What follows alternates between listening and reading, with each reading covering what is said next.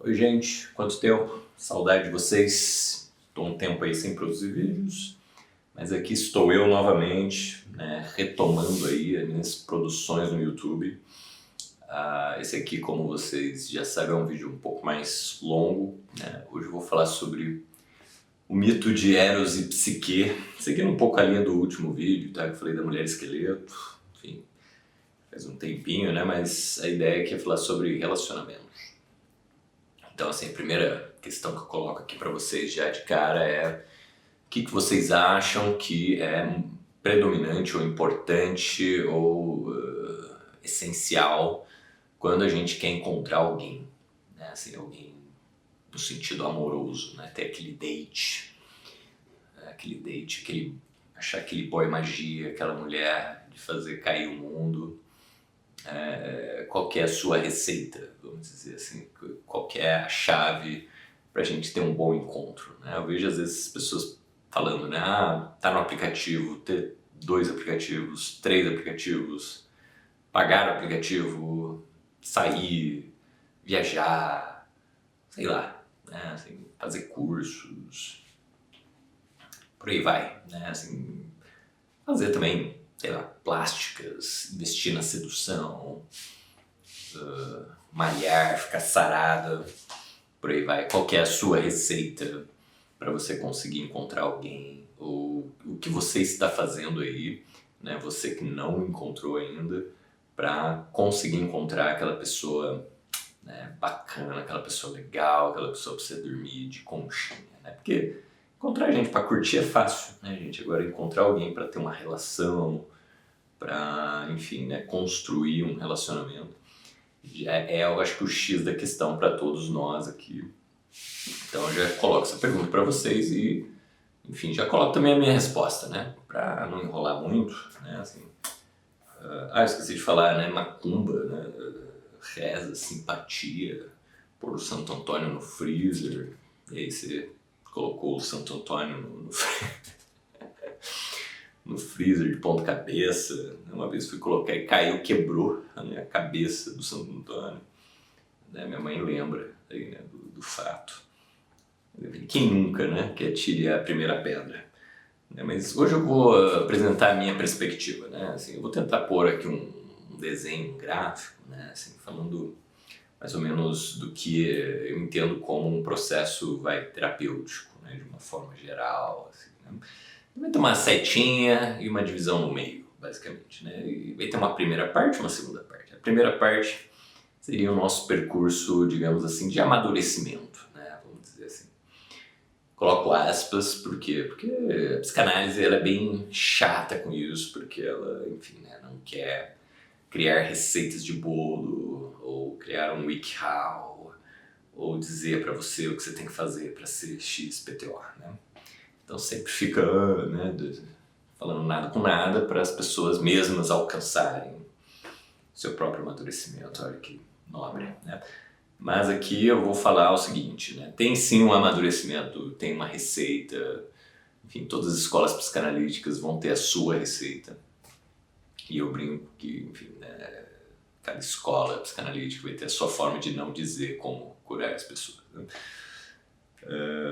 Com muita vergonha, né? Porque ninguém quer curar ninguém aqui, né? Então fica essa coisa meio estranha, né? Mas, resumindo, né, assim, essa primeira parte seria a parte que a gente precisa passar para se transformar, e aí cada escola psicanalítica vai ter, né, a sua nomenclatura, né? Por exemplo, Freud, sei lá, vai ser pessoa liquidar, resolver o seu Édipo, né? Para Melanie Klein vai ser sair do estado esquizoparanoide para a posição depressiva. Para Jung vai ser a individuação.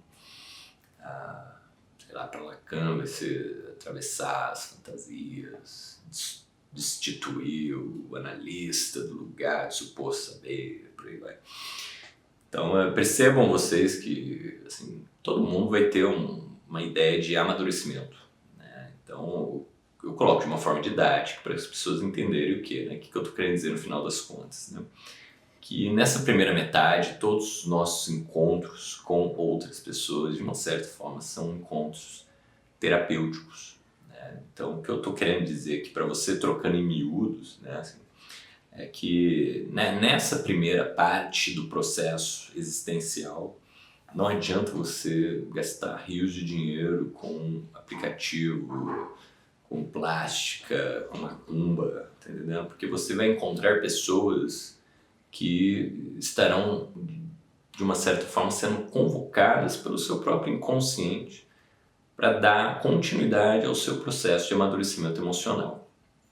Ou seja, né, gente, o que determina o seu encontro é o seu nível de amadurecimento emocional, tá entendendo?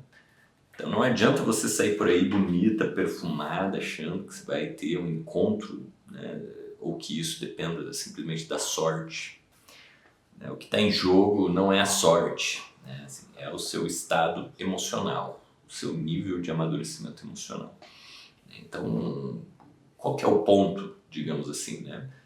Por que você não investe em terapia, em desenvolvimento emocional, né? Sabendo que, quer dizer, agora você sabe, né? Se você soubesse, né?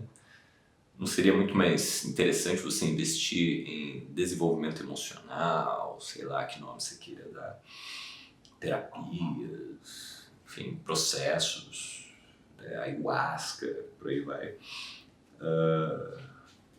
ou cursos, né? Tanta coisa aí pra gente descobrir, se desenvolver e por aí vai. Por que não investir nisso, né? Se é justamente isso que determina os nossos encontros. Então a gente fica vendo, né, nos cursos aí de psicanálise ou canais de autodesenvolvimento, todo mundo falando, né, olha, use os seus encontros, né, e aproveite para que, né, o encontro terapêutico é um encontro também, né? Então, assim, aproveite esses encontros para que você consiga realizar os seus processos de amadurecimento emocional, né? Então, se a gente já ouve isso, por que a gente não sistematiza, já não organiza isso, né? Então, eu acho isso muito, sei lá, né, um desperdício de tempo já, né? Tipo assim, vamos colocar logo de cara, logo para todo mundo, né? Tipo assim, ó, para de se debater, né? Assim, se você tem encontros ruins, né, o tal do dedo podre, isso não quer dizer que você está sendo enganada pela vida ou pelo destino, ou sei lá, né, que você é burra, ou que você não sabe escolher, ou que você escolhe mal, né, ou que você é seduzida, ou que você é uma vítima, né, dos homens sedutores, por aí vai.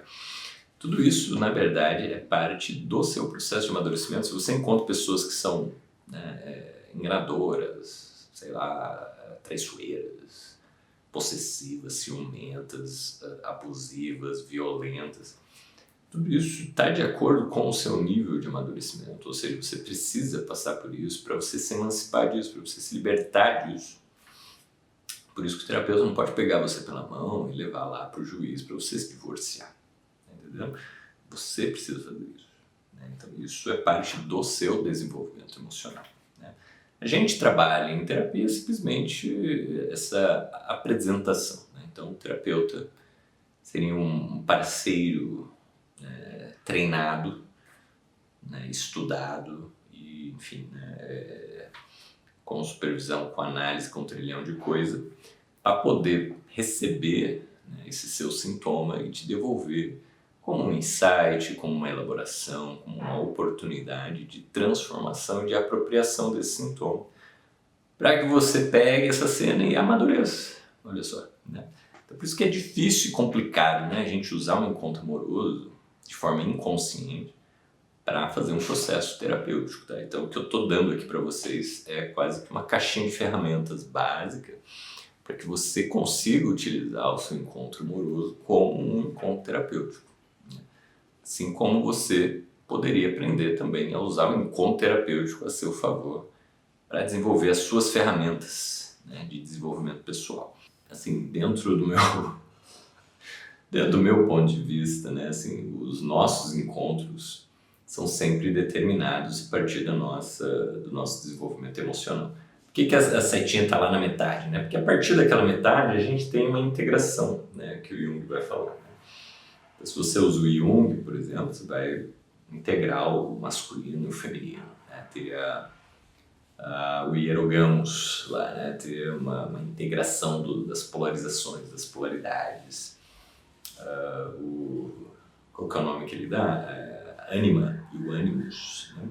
Então, assim, vai ter você mesmo vai, de uma certa forma, se diferenciar, né, do entorno, dos seus relacionamentos. Assim, né?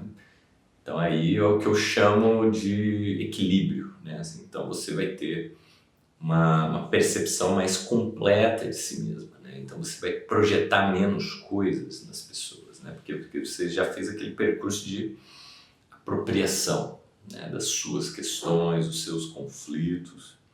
Então, a partir daquele ponto, você, de uma certa forma, apaziguou a sua existência, se individuou. Né? Então, a partir do momento que você consegue se individuar, você consegue enxergar o outro, porque agora você se enxerga. Né? Não está tudo mais num breu, numa mistura, né? Aquela relação de codependência, é uma relação de mistura. Né? Então, essa ideia de projetar, na verdade, é uma ideia de usar as outras pessoas, né, para ir fragmentando, deslocando, condensando coisas que são da minha própria individualidade, da minha própria identidade, mas que eu claramente rechaço, nego e por aí vai, reprimo. Né? Então, isso seria a teoria, né, gente? Então, a partir daquela setinha de direito, o que aconteceria? Né? Aconteceria que a gente teria relações que a gente chama de alteridade, né? São relações onde você não se mistura mais com o outro. Então, a partir daí, os encontros, poderia dizer, são realmente ocasionais mesmo, né? Assim, são encontros que não têm mais uma função existencial, né? Digamos assim, ou de crescimento emocional para você. Né?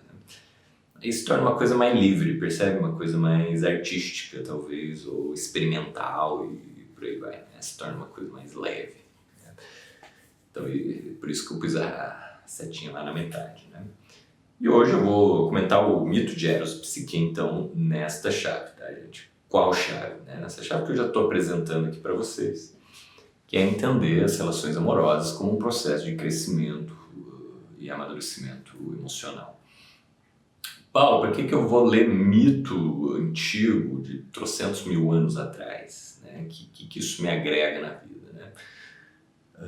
Então, assim, apresentando este mito para vocês, eu vou tentar, na medida do possível, né, ofertar para vocês as ferramentas que a mitologia vai oferecer. Entende? Então, por isso que assim, eu amo ler mitologia, mas eu entendo que as pessoas não gostam de ler, porque elas não entendem, né? Assim, porque em grande parte a mitologia é alegórica, né? Então ela não está falando de causos reais, né? Assim, ela vai tecendo, né, narrativas, histórias, personagens, encontros, para ir mostrando, né, umas pinceladinhas assim, pra gente, né, de coisas que a gente pode usar na nossa própria vida, olha só.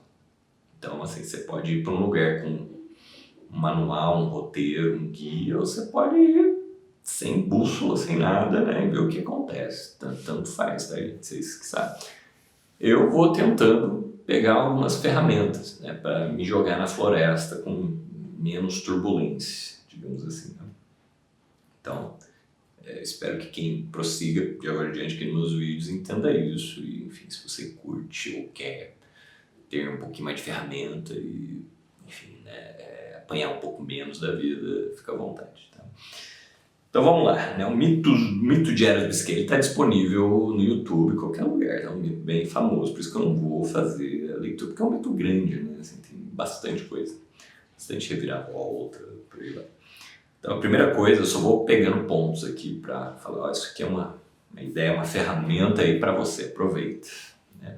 Então a primeira coisa, né? Psique nasce, e ela tem 2 irmãs, né? E ela nasce linda, maravilhosa, né? E o que acontece? Né? As pessoas começam a idolatrar a Psique, trocar a adoração de Afrodite pela adoração da humana Psique. Né? E ela vira ponto de peregrinação, olha só. E aí vai acontecer 2 coisas, né? Uma é Afrodite, a deusa, vai sentir inveja dela, olha só. E ela vai ficar um pouco ostracizada, isolada, tá? Na história conta isso, né? Tipo assim, apesar de Psique ser bonitona, né, ninguém né, pedia ela em casamento, porque as pessoas meio que reverenciavam ela, então ela acabava ficando sozinha, né? Então, quantas pessoas, né, muitas vezes, apesar de serem, né, admiradas, seduzidas, ou sei lá, né, super buscadas, ou não, né, sei lá, né, mas assim, que são admiradas, reverenciadas, famosas, por aí vai, né, vivem suas vidas privadas de uma forma miserável e solitária. Por quê? Porque tudo isso cria uma espécie de aura, né, que a torna quase que impermeável a um encontro amoroso, normal, corriqueiro, por aí vai. Né? Então, são esses dois elementos que eu queria, né, só mostrar para vocês. Né? E eu intitulei essa primeira parte do mito como O Destino. Né? Por que eu falo O Destino? Porque assim, eu acho muito legal como que as histórias antigas, elas vão entretecendo as coisas, né? Que não é de uma forma causal, sequencial, que nem a gente faz hoje, tá? Então, por quê? Porque olha só, o pai dela vai ficar preocupado com esse isolamento, com essa coisa toda. E aí ele vai buscar a ajuda de um vidente lá, né? E aí o oráculo vai dizer para ela, olha, vai dizer pro pai, né? Assim, olha, sua filha está, infelizmente, prometida a um monstro. Né? Então ela vai ter que desposar e vai ter que casar com um monstro. Né? E é isso. Encerra o negócio e aí o pai fica em luto, né? O pai fica triste, fica acabado lá, né? Então, putz, vou ter que entregar minha filha, tal, né, para esse monstro lá no rochedo. Então, assim, a marcha não precisa ser uma marcha fúnebre, né? Todo mundo vai triste, chorando. Ah, porque parece que tá meio resignada, meio tranquila, né? E o que acontece, né? Assim, a Afrodite, ela manda o Eros pra flechar a Psique, pra ela gostar de um cara, tipo assim, um cara horrível, tipo o dedo podre que vocês estão acostumados, né? Então, assim, a Afrodite fala assim, ó, pega, ó. O Eros tinha essa fama, né, de flechar pessoas aleatoriamente, né, de ser um cego, um arqueiro cego, olha só, né? Então só causava confusão, né? Aquele adolescente do Olimpo, né? Então, assim, a gente tem aí essa combinação de coisas que eu acho muito legal e que eu chamo de destino, né? Que é assim, Afrodite putaça com a Psique, manda o Eros sacanear ela. Tipo, ó, flecha ela, faz ela se apaixonar por um, né, retardado lá, um mendigo, sei lá, né? Um cara horrível, veio, humilha ela, né? Então, e aí o vidente fala pro pai lá que ela vai casar com um monstro, olha só. Então eu acho bem legal que, em termos de amor, eu vejo que o destino ele age dessa forma, né? Assim, a gente, por mais que a gente tenha uma ideia do que vai acontecer, em geral o que acontece é completamente de ponta cabeça, né? Assim, né? Então, no final, assim, né, da história, né, vai acontecer uma reviravolta, né, um plot twist aí. Então, eu digo que essa primeira parte ela tem um final feliz, né? Por quê? Porque a Psique acorda, ela é levada pelos ventos, o Zéfiro lá, sei lá quem é, leva ela para um castelo maravilhoso, os céus são invisíveis, então parece uma coisa de conto de fada, assim, né? E aí à noite ela é visitada pelo amante dela, né? E aí eles fazem amor, as lutas de Vênus, como diz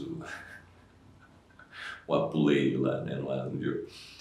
Então, assim, né, eu acho muito legal ele usar, né, as pelejas de Vênus, né, assim, então é uma espécie de luta, né, assim, o termo que ele usa para o sexo. Né. Então, eu acho isso interessantíssimo, né, ou seja, o encontro amoroso se dá a despeito da profecia e da ordem de Afrodite, né, ou seja, Eros passa a perna na mãe e fica com a psique. Isso é muito importante a gente sacar, tá, gente?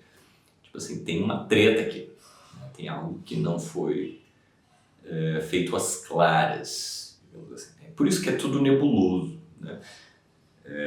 O Eros só encontra ela à noite, então ela não vê que ele é Eros, tá? Então ela não conhece ele. E a psique vai ficar meio extasiada e tal, né? Nossa, que maravilha, né? Mas só que daí entra a segunda parte, né, da história, né? Essa segunda parte já acho ela um pouco mais trágica, digamos assim, que vai ter a contrapartida, né, das irmãs de psique que vão ficar lamentando, chorando. Ela vai ouvir, ela vai pedir pro Eros, e toda hora o Eros fala: ó, isso vai dar merda, suas irmãs são umas cobras, elas vão te trair, elas vão fazer merda, né? Vai cagar tudo o nosso rolê.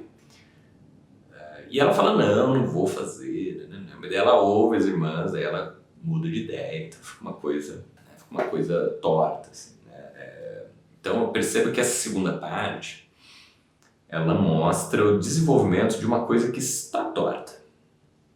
Então perceba, na primeira parte a gente tem, digamos assim, um encontro que se dá apesar de tudo, né? Ou seja, Afrodite fala pro Eros ir lá sacanear a psique e ele se apaixona pela psique. Olha só. E Psique vai pra lá achando que vai ser entregue para um monstro em sacrifício e acaba encontrando o amor da vida dela. Olha só. Então olha como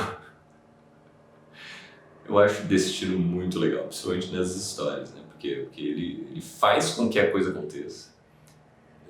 Justamente assim, quando a gente quer o oposto, né? Por isso que o Édipo, ele mata o pai dele porque ele queria salvar o pai dele, né? Então assim, ele recebe lá, né, a profecia que ele iria matar o pai, ele, para poupar o pai, fala: não, deixa eu sair correndo aqui da cidade para eu não matar meu pai. Ele vai e encontra o pai dele, né, que era o pai biológico dele, no meio do caminho, e mata o pai dele, né? Porque eles trombam, brigam e acontece o negócio.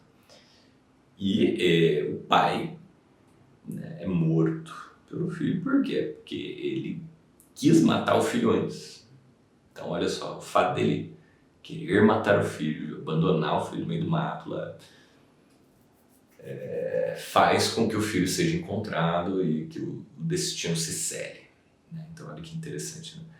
Então o destino, ele é sempre tecido de forma indireta, né? A despeito de todas as boas vontades dos envolvidos, né? Então assim, você pode se matar, tá?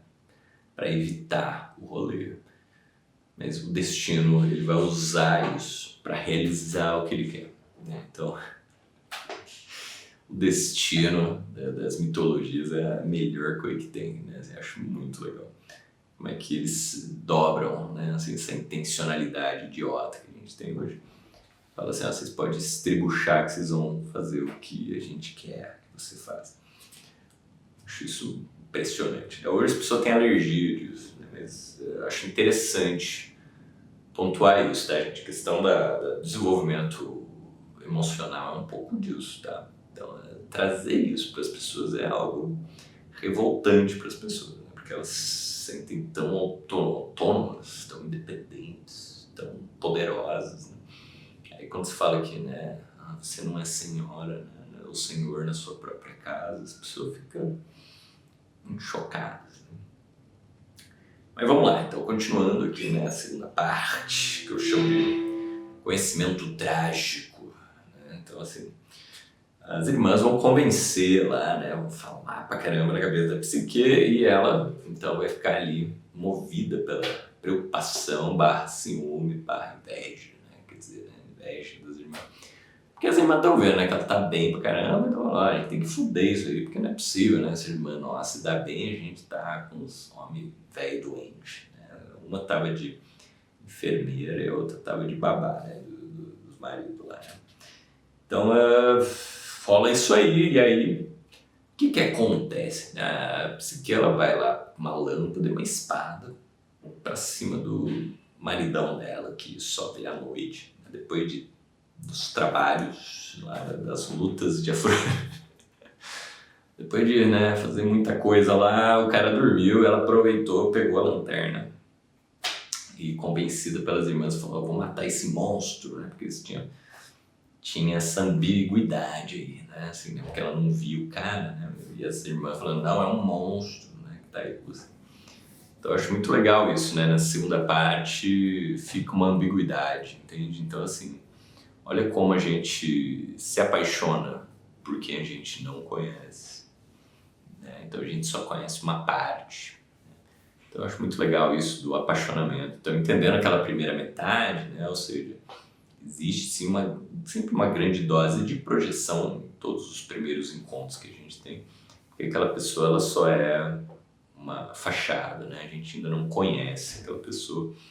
E esse espaço vazio desse desconhecido, a gente joga a nossa projeção maciçamente, né? Isso seria o apaixonamento. Mas isso também abre espaço para uma desconfiança, né? Ou seja, será que esse bonitão não é um cafajeste enrustido? Será que essa pessoa legal não está fazendo tudo isso só para me enganar? E por aí vai. Então esse espaço do desconhecido, né, vai gerando desconfianças e neuras e loucuras, né, que você que está aí, que é ciumenta, né, que não consegue parar de ser ciumenta, entende, né, a psique. Né? Então assim, ela cai de cara mesmo, né, apesar de todo mundo falar: ó, vai dar errado, vai dar merda, ela cai. Né? E aí nós temos aqui o final da segunda parte, que é o final do que eu chamo de solução de compromisso, né? Assim, do bem bolado. Por quê? Né? Porque Eros criou esse bem bolado para poder enganar a mãe, entende? Então, assim, ele queria ficar naquele castelinho, nesse rolezinho aí o resto da vida. Né? Então, ele até fala: esse filho que você tem, se você manter, ele vai nascer e vai ser um deus. Né? Então ela fica toda: nossa, que maravilha. Né? As irmãs falam: vai sair um monstro. Vai distorcendo tudo. Então, ou seja, enquanto a gente está nessa penumbra, né, nessa meia-luz, a gente sempre vai ter meia-verdade, entendeu? Isso é o que eu chamo de solução de compromisso. Né? Então, assim, a gente sempre faz um bem bolado para dar certo. E isso também, novamente, é parte do jogo, né, gente? Então, assim, fulano, sei lá, me traiu, ou você traiu, ou as pessoas se enganam ou mentem, por aí vai. Eu acho isso legal no tema do enganar o analista, né? Será? Não sei, tô vendo se meu filho, sei lá quem mais, não tá omitindo, ou não tá contando tudo pra você, tá te enganando, ela tem que falar tudo. Então essas ideias que as pessoas têm da análise, né? Assim, como se a gente não soubesse, né? Que, enfim, todo mundo chega mentindo mesmo, né? Ou não sabendo, ou no meio de uma solução de compromisso. A gente sabe, isso é o que a gente chama de sintoma. Tá?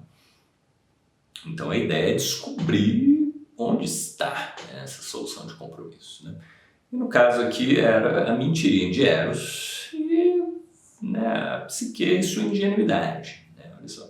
Então essa combinação do Deus que é ardiloso, porque ele fala: não, né, na hora que ela quebra o pacto silencioso ali, né, aquele pacto de manter o jogo. Então, assim, o Eros falou: ó, você tem que segurar a onda, não pode me conhecer, tem que ser desse jeito que... E tá ótimo, você tá no castelo, você tá servido, você tem servos invisíveis, o chão é de ouro, tudo é uma coisa maravilhosa. Por quê? Você vai abrir mão de tudo isso para me conhecer. Olha só. Interessante isso aí, né? Eu acho isso muito bonito. Né? E ela movida, claro, pelas irmãs. E aí todo mundo vai dizer que as irmãs é a própria neura da pessoa. Aquelas visões que vão interpretar os mitos como as facetas da nossa personalidade. Né? Olha só. Então, psique quer dizer isso. Né?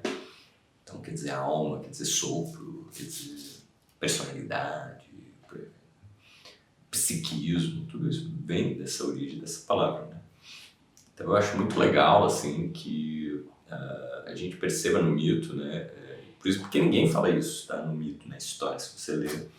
Não vai ter lá que o Eros fez um bem bolado para poder ficar com a Psique.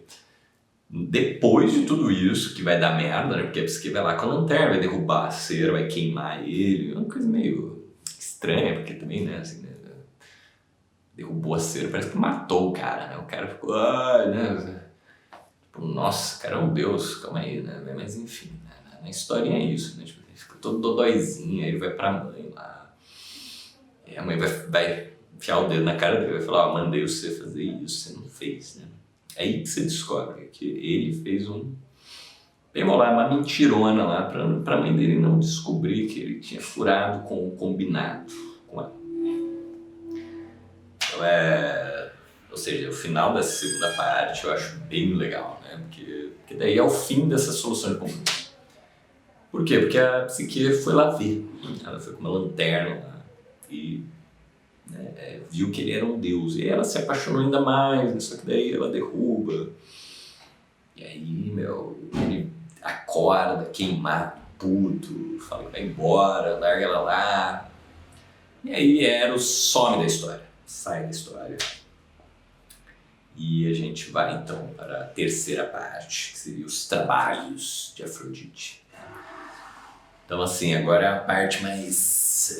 aquela parte que o Rock vai treinar, digamos assim, para superar tudo, né? Que é o anticlímax, que o herói perde, né? Enfim, esse desenho japonês, né? O cara é humilhado, né? Matam o cachorro do John Wick lá, então é aquela parte triste da história. A Psique sai vagando sozinha, desolada, né? E aí ela tenta se matar, se joga no rio, aí o rio meio que cospe ela de volta, fala assim, não, você tá doido, né? Você vai contaminar as minhas águas com a sua vida.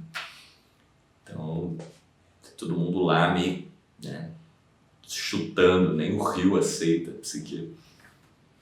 Aí ela encontra Pan dá uma de terapeuta, fala assim, vai dar certo, né? Que isso, vai dar tudo certo, o Eros te ama, você vai ter um casamento dos deuses, vai ser show, relaxa. E aí ela topa, então, dá um jeito, né? Vamos dar um jeito nisso, né? Assim. E aí ela vai, então, procurar lá o Templo de Ceres, olha só. Ela restaura o templo, fala com a Ceres. Ceres fala, sorry, mas eu não posso te ajudar, tá? Aí ela, putz, e agora? Mas ela vai pro Templo de Juno, vai lá fazer a mesma coisa, rodear, ajudar, blá blá blá. E aí Juno vai falar, adoraria te ajudar, mas como, né, a Afrodite lá é minha parça, não posso mexer nessa situação. Mas ela dá uma dica que eu acho boa, vou citar aqui pra vocês. Ó. Presa por todos os lados por um cordel. Ela fala que Psique estava ali amarrada, presa, enredada, né? Ela fala pra Psique, renuncia logo, renuncia corajosamente às ruínas de tuas pobres esperanças, entrega-te voluntariamente à tua soberana e senhora. Então eu acho isso muito legal, né? Por quê? Porque ela tinha uma questão com Afrodite. Isso era um do coração da história, né? E Juno fala isso pra ela, né? Ela diz, para de rodear e vai logo, né? Assim, outra fala terapêutica, né? Então assim, sua vida tá amarrada, sua vida não tá andando, né? Você só tá tendo desencontros. Aqui, perceba que nenhuma deusa ajuda, ninguém ajuda ela. Então nessa etapa da situação, ela não recebe ajuda de ninguém. E ela fica vagando até ela acordar e falar, tá beleza, então eu vou me entregar. Ela vai na direção do templo da Afrodite e se entrega. Então Afrodite tinha mandado um Mercúrio atrás dela, né? Feito uma busca e ninguém tinha achado ela. Aí quando vê, tá lá, né? Psique se apresenta, fala assim, ó, tô aqui, bora. Aí começa o jogo. Tá? Então percebam que tem uma desistência. Então se a sua vida não tá andando, se pergunte do que você tá fugindo. Porque geralmente essa estagnação, essa coisa meio amarrada, é uma fuga. Tá? E no caso aqui do amor, então nem se fala. Né?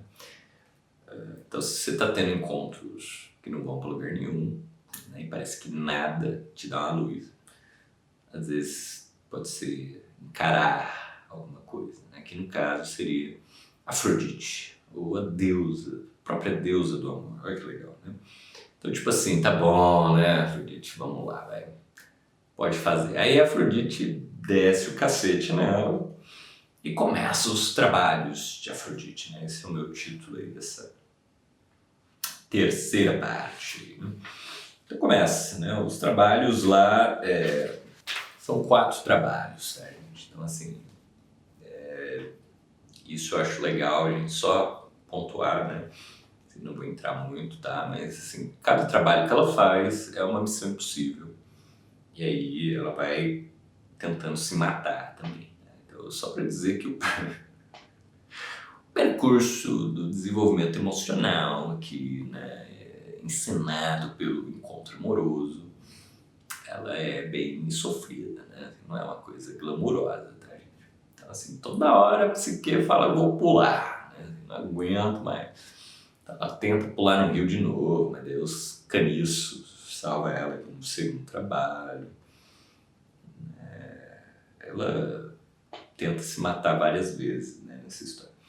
Então, o primeiro trabalho é das sementes, né? Então, Afrodite despeja lá uma pilha de semente e pede para ela separar.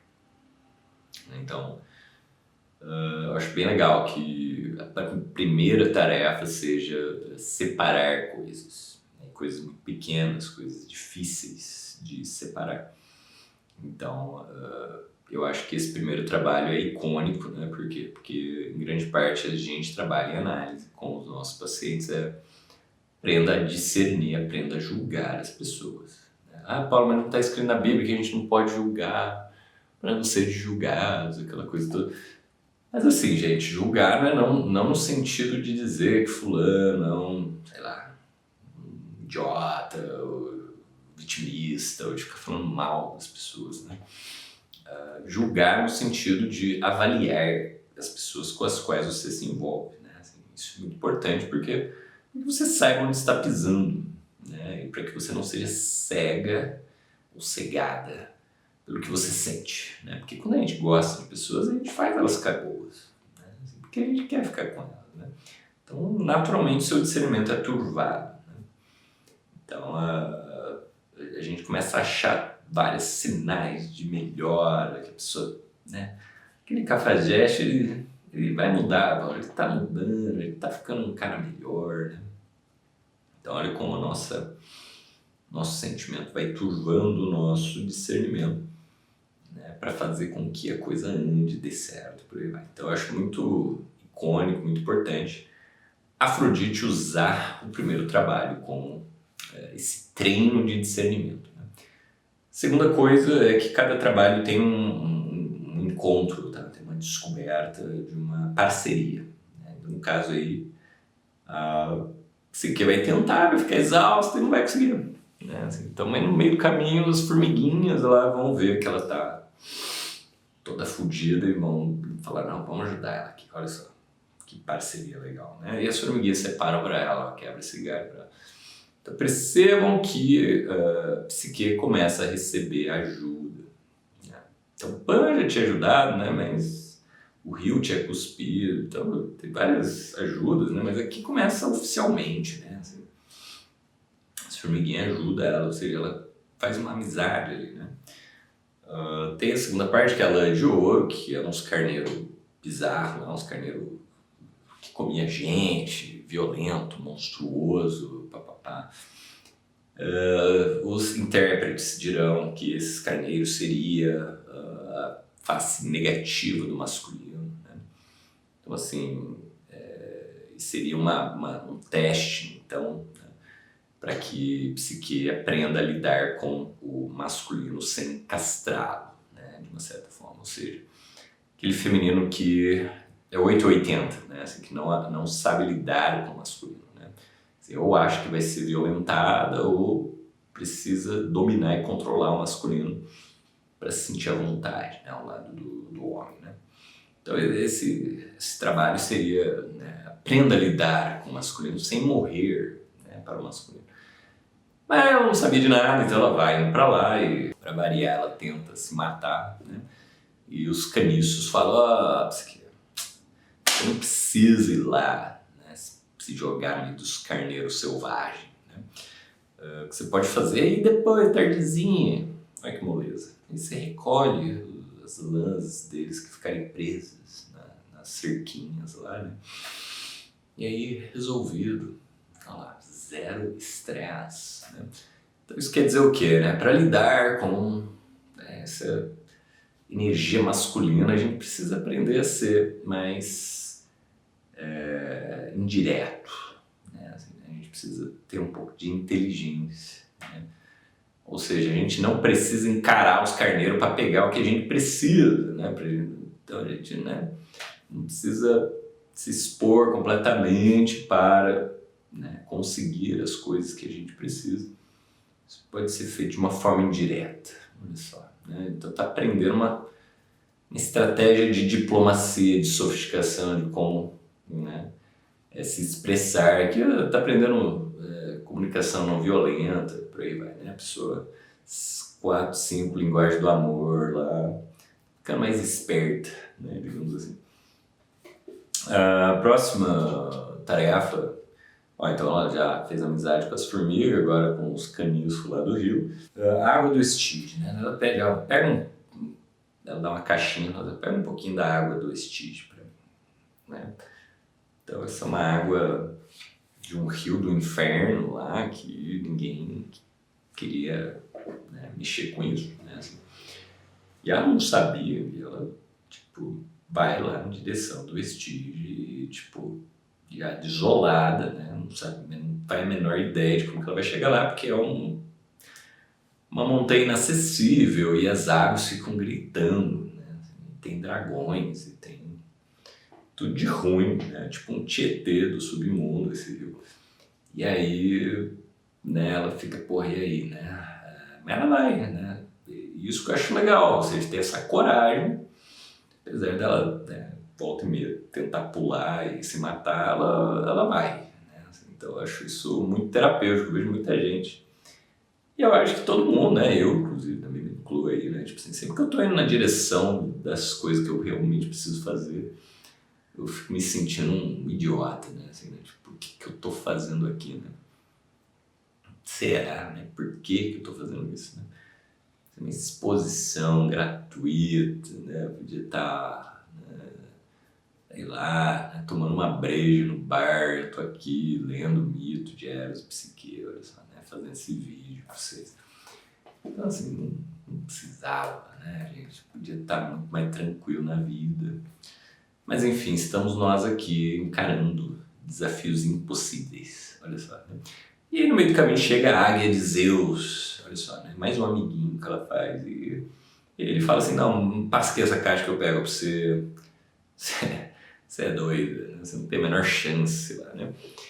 E aí a águia de Zeus vai lá, pega a água pra ela e plim, missão cumprida, olha só, né?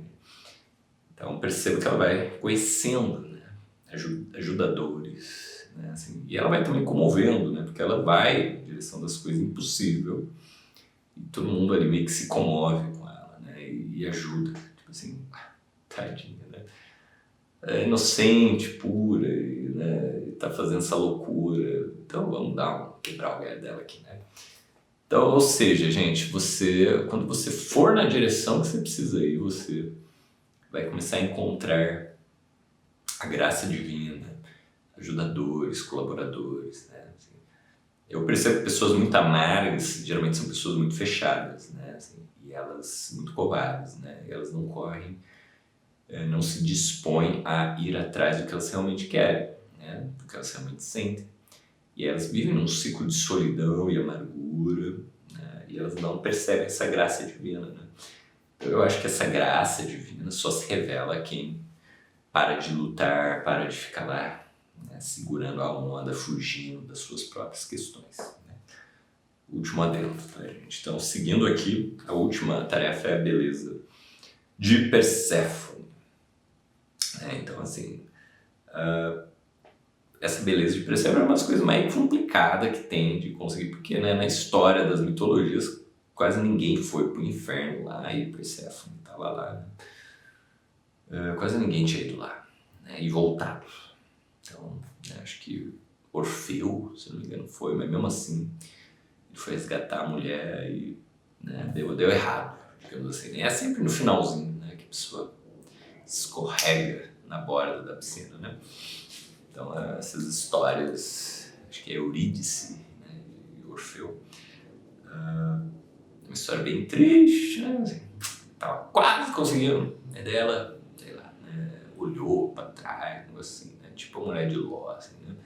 E aí ela, né, ou eles, né, decidiram, sei lá, ficar, agora não tô recordando. Mas enfim, voltando aqui pro que importa. Psique, ela sobe numa torre pra se jogar, pra morrer de novo, pra se matar de novo. E ela fala assim, já que é pra ir pro inferno eu vou e tal. Daí a torre fala assim, minha filha, se você fizer assim, você não vai voltar, né? Aí já era tudo. Você já tá quase terminando, então para de ser dramática e vamos, segue a linha. Não desiste agora, tá quase no fim, né? E aí ele dá as instruções, cozinha 2 bolos, pega 2 moedas, não sei o que, engana lá o barqueiro, dá uma... Mas dessas instruções o mais legal é não ajude. Tem uns mendigo morto-vivo lá no meio do caminho pro mundo dos mortos, né? Eles vão pedir ajudinha do ser. Não ajude. E outra coisa é, não aceita o banquete da Perséfone. Recusa, senta no chão, come umas coisas simples. Então ele dá essas 2 dicas, né, que destoa no meio dessas coisas todas aí, né? Então eu acho que são dicas boas, né? Assim, ou seja, nem sempre ser legalzinha é bom, tá, gente? Então se você é muito boa, muito solícita, né, e você não sabe segurar essa onda, né, assim, você geralmente vai escorregar no final. Tá? Então eu acho que essa é uma dica para finalizar. Não é à toa que é o último trabalho, né? É o 4º trabalho. Então eu diria para você, na reta final a gente precisa ser implacável, né? A gente precisa segurar a onda, né? Assim, tipo, vai até o fim, para de escorregar, né? Por quê? Porque a gente vai querer, sabe, olhar para trás, né? É sempre isso que nos impede de ir até o fim e de superar a coisa, de resolver o sintoma, digamos assim, né? É que existe um acordo, né, com o passado, um olhar para trás mesmo, que nos prende no sintoma, né, que nos prende ali. Então não é à toa que a saída e a libertação é, de uma certa forma, um limite a essa piedade, né? Assim, não seja tão piedosa, né? Para com isso. Deixa ele se fuder lá.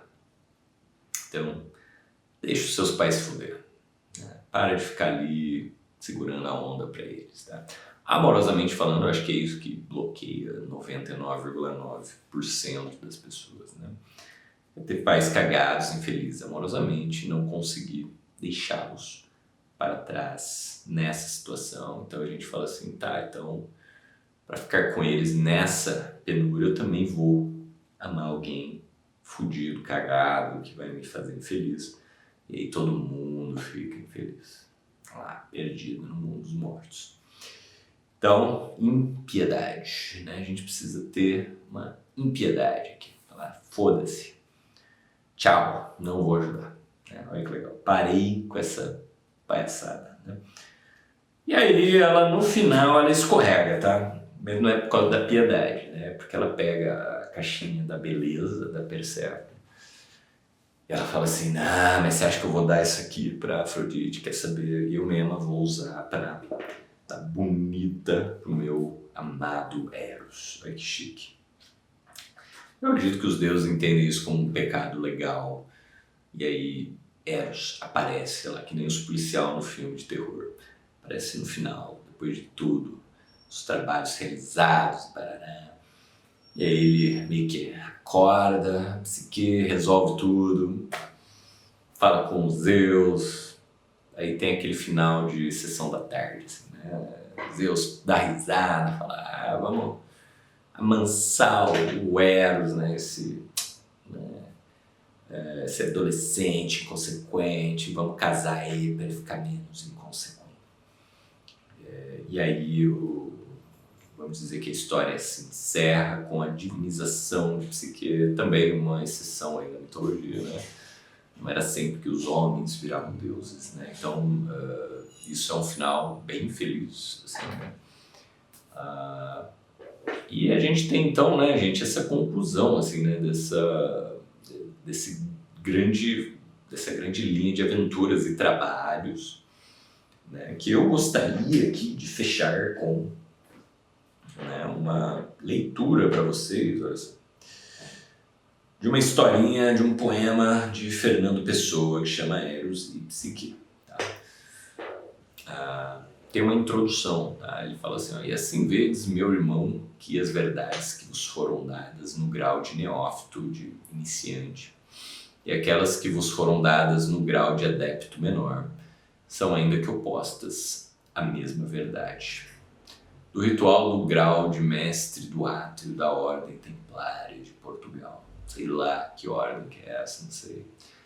Parece um negócio meio maçom, assim, né? Mas vocês já sacam que é um negócio meio ambíguo aí, né? Meio estranho. Vamos lá. Conta a lenda que dormia uma princesa encantada a quem só despertaria um infante que viria de além do muro da estrada. Né? Tipo um conto de fadas, isso aqui. Né? Olha só. Ele tinha que tentado vencer o mal e o bem, antes que, já libertado, deixasse o caminho errado, por o que a princesa vem. Olha que belezinha, né? Então ele não poderia ter resolvido tudo, né? Então, gente, é importante que o encontro se dê antes dele se resolver, olha só que interessante, né? Por quê? Porque a princesa estava perdida. Que coisa romântica, né? A princesa adormecida se espera, dormindo espera. Sonha em morte a sua vida e orna-lhe a fronte esquecida, verde uma grinalda de era. Longe o infante esforçado, sem saber que intuito tem, rompe o caminho fadado. Ele dela é ignorado, ela para ele é ninguém. Então é muito legal perceber que o infante, ele é esforçado, mas é burrinho, né? Então assim, mas isso é parte do jogo, né?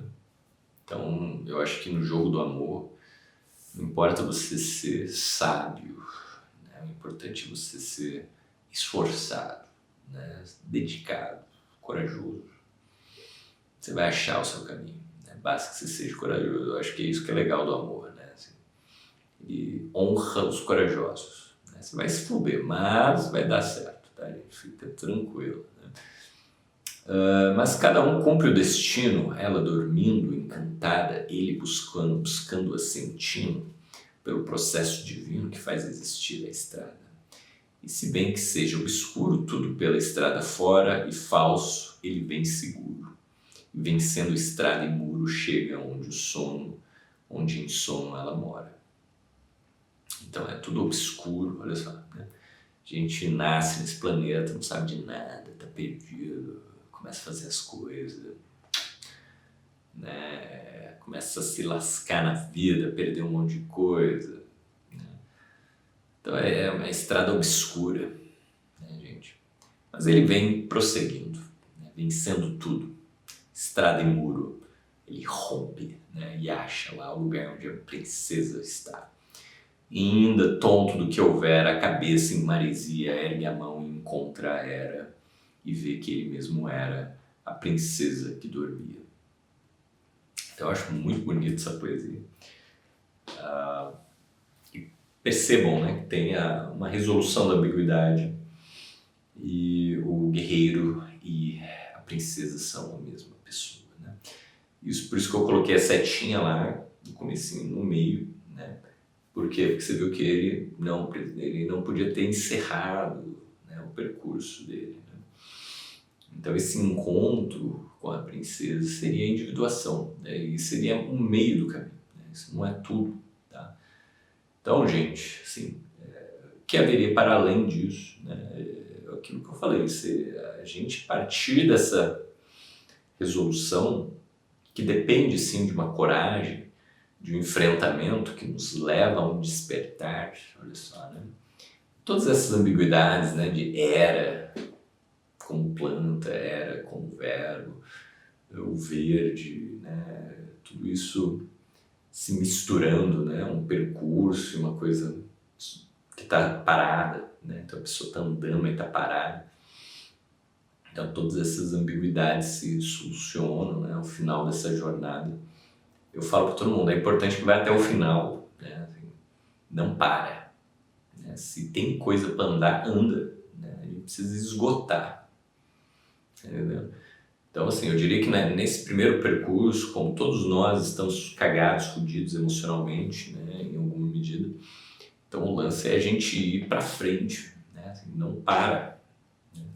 Faça o seu processo, o seu caminho, use os seus encontros amorosos, sei lá o que mais, terapia, por aí vai, para desenvolver, para se encontrar, para despertar, seguindo Fernando Pessoa, né? Então, por quê? Porque isso, na verdade, é um processo de descoberta, né? de despertar, digamos assim. Porque na medida que a gente vai ultrapassando essas etapas, a gente vai se tornando mais inteiro, mais consciente do que a gente realmente quer, digamos assim, da nossa verdadeira vontade, do que a gente não quer, né? E aí as coisas vão ficando meio óbvias, né? E no final, geralmente, as pessoas olham para trás e falam assim, nossa, Paulo, como que eu fiz aquelas coisas, como é que pode, né? Então, a perspectiva da pessoa muda muito, né, no percurso, nesse processo. Então, gente, é isso aí, tá? Eu gostaria de trazer para vocês. Então, assim, né, vamos usar aí essas ferramentas, vamos procurar as nossas relações amorosas agora a partir dessa perspectiva quase que terapêutica, né? Para que um dia a gente consiga ter um encontro amoroso verdadeiro e encontrar pessoas de verdade, né? Não esse processo todo terapêutico que é muito trabalhoso, né? Assim, a gente pode superar isso, tem encontros mais leves, descontraídos e divertidos aí no decorrer das nossas vidas. Não vejo a hora que a gente possa, né, estar aí curtindo a vida com mais tranquilidade, né, gente? É isso aí. Gente, muito obrigado a todos, que vocês curtam, compartilhem e, né, espalhem a palavra aí para as pessoas. E espero que vocês também aprendam a gostar da mitologia, né, percebendo, né, através dessa mitologia linda, quanto de coisa que a gente pode aprender com elas, né? Isso aí, gente. Um abraço e até a próxima. Tchau, tchau.